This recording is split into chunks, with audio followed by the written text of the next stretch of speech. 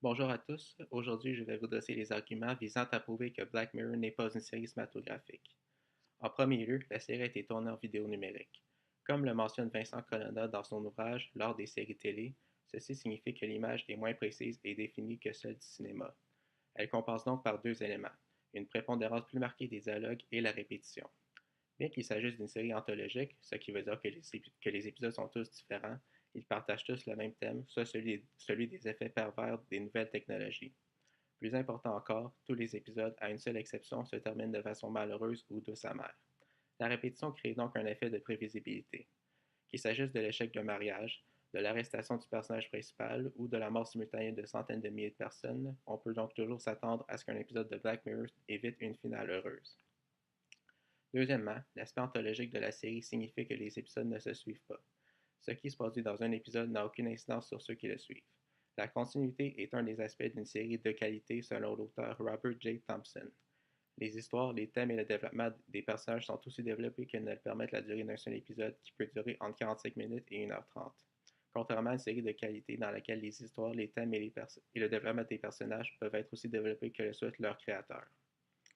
Finalement, ce côté anthologique n'offre aucune opportunité aux créateurs de la série de faire de la publicité à travers plusieurs médiums différents, surtout sur l'Internet.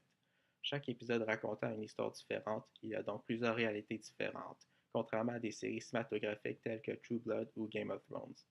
Tel que mentionné par Mélanie Bourda dans son article This is not marketing, this is HBO, les responsables de la publicité de ces séries utilisent les techniques de publicité transmédia afin de permettre à leurs spectateurs potentiels d'explorer leur univers, qui est développé à travers un nombre indéfini de saisons et d'épisodes, contrairement à Black Mirror qui présente plusieurs univers différents qui, individuellement, ne peuvent être explorés que pendant les 45 minutes à 1h30 que dure un seul épisode. Je vais argumenter le fait que Black Mirror est de la télévision cinématographique. Premier argument, l'autoréférence. Comme le mentionne Robert Thompson dans son livre intitulé Television's Second Golden Age, l'une des qualités de la quality television est que même si l'émission en tant que telle n'est pas sérielle, elle fait référence dans ses épisodes à des épisodes précédents. Je cite, Quality TV has a memory. Though it may or may not be serialized in continuing storylines, these shows tend to refer back to previous episodes.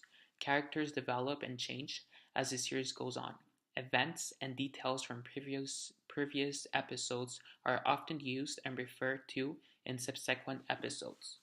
Bien que Black Mirror soit une série construite sur un système anthologique, la troisième saison comporte nombreuses références à des épisodes des deux premières saisons, mais encore à des épisodes dans la saison même, ce qui laisse la porte ouverte à la possibilité que les différentes histoires se déroulent dans le même monde, mais à des différents espaces et temps.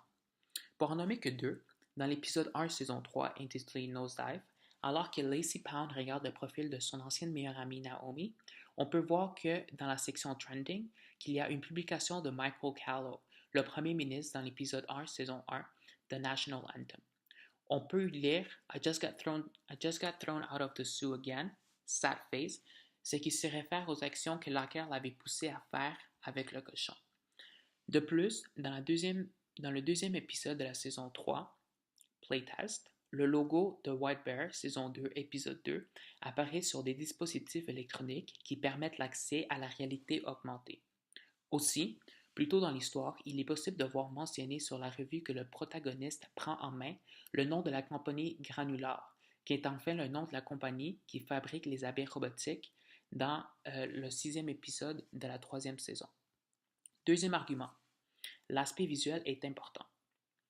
Dans son livre intitulé L'art des séries télé, Vincent Colonna atteste que le défi de la fiction télévisuelle, c'est qu'elle doit arriver à créer un tel état d'immersion fictionnelle sans les dispositifs de la salle obscure, de la vision bloquée et de l'écran surdimensionné. Le spectateur est devant l'image minimaliste d'un moniteur de télévision, sans cesse rappelé à son univers quotidien. L'image télévisuelle n'est pas assez riche pour l'inoptiser et abolir les frontières de sa personnalité. Et que même si le spectateur est captivé, c'est à cause qu'une narration orale bien menée possède la même capacité de nous ceinturer d'émotions. L'aspect visuel de la télévision joue un rôle d'auxiliaire. Bien que cela soit vrai pour les soap operas à petit budget, ce n'est aucunement le cas pour Black Mirror. Le rôle visuel n'est pas secondaire dans cette série, la mise en scène transmet beaucoup d'informations sur la psychologie des personnages et l'histoire. Par exemple, dans Nosedive, l'image est teintée d'une palette de couleurs vibrantes à l'allure fausse, non réaliste, comme si elle avait été retouchée. Cela se réfère à l'atmosphère artificielle et hypocrite du monde dans lequel Lassie vit. De plus, à plusieurs reprises, dans l'ensemble des épisodes, les personnages ne communiquent pas entre eux, et de l'information nécessaire est transmise par le jeu des acteurs ou encore les différents plans caméra. Cela atteste que l'aspect visuel est primordial pour la compréhension de l'histoire. Troisième argument, la complexité. La complexité de l'histoire dans une émission est sans doute un point déterminant pour définir ce qui est ou n'est pas de la quality television. Black Mirror présente de la complexité au niveau narratif en s'inspirant du genre littéraire de la nouvelle avec des fins surprenantes. Dans la plupart des épisodes, l'auteur de l'œuvre joue avec la perception du spectateur en lui laissant croire des choses qui ne sont pas vraies, ou encore en lui donnant divers indices pour qu'il puisse construire l'histoire. Pourtant, les fins sont tout de même très surprenantes. De plus, la série aborde des questions sérieuses de notre société et la critique par l'entremise d'histoires très créatives. Par exemple, la question sur les forces militaires qui forment leurs soldats à être des machines à tuer, en omettant que cela peut avoir un impact psychologique sur ces derniers, est montrée dans l'épisode Men Against Fire. Ou encore la question du cyber-blackmailing est entamée à travers l'histoire de Kenny dans l'épisode intitulé Shut Up and Dance. Il faut aussi dire que la complexité de la série se traduit aussi par la mise en scène bien pensée. Les décors, les costumes, l'éclairage est bien pensé et représente une grande partie du travail car il est différent dans chaque épisode. Aussi, comme le dit Jensen Mittel dans son essai Narrative Complexity in Contemporary American Television, the pleasures potentially offered by complex narrative are richer and more multifaceted than conventional programming.